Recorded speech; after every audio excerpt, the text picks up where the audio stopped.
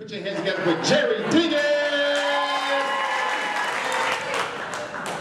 So I'm from a small town in the Midwest as well. In order for the homecoming parade to last up to 10 minutes, we had to take the floats down the main street, make a U-turn, and bring them right back through. I don't want to say the place is small or inbred, but having a brother and a sister as the homecoming king and queen was not uncommon at all. I myself have 4 siblings, 3 of which were female.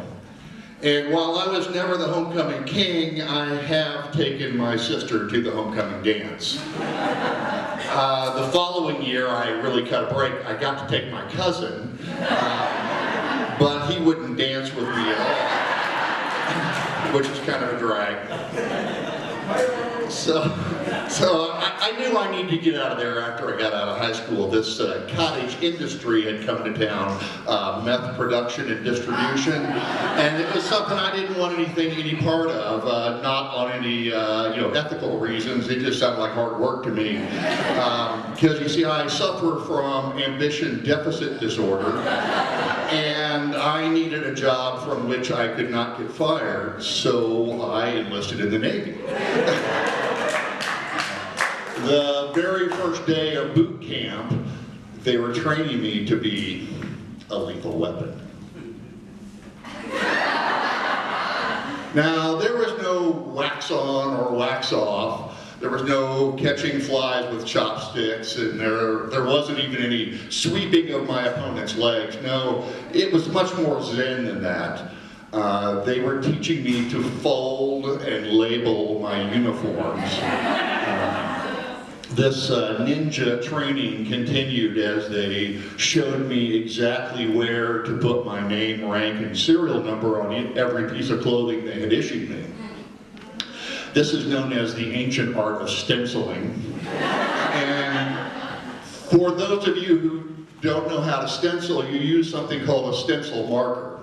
So if you can imagine a tube of toothpaste filled with black ink and designed to write on clothing, you have some idea. It's about as efficient as using a Sharpie on a roll of toilet paper.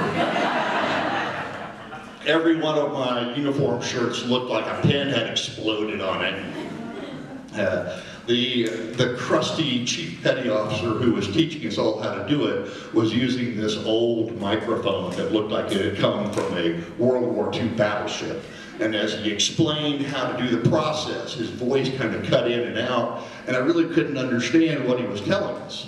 So the ever-helpful Midwesterner, hey Chief, sounds like your mic might have a short circuit in it. I could tell almost immediately that he did not want my input.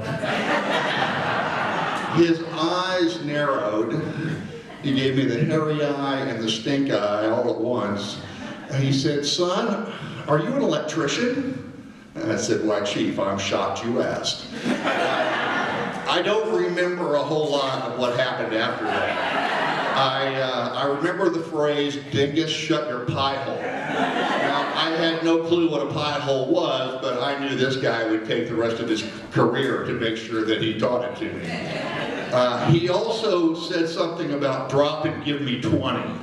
Now that was one I was already familiar with. That very morning at the barracks when they woke us up at 5 o'clock, I suggested that was a tad early to start my meeting. They disagreed, and I tried to strengthen my argument, and they countered with drop and give me 20, which they taught me right away meant get down on the floor and do push-ups until you cry, throw up, or pass out, and only then would it be safe to stop. Thanks, folks. That's my time.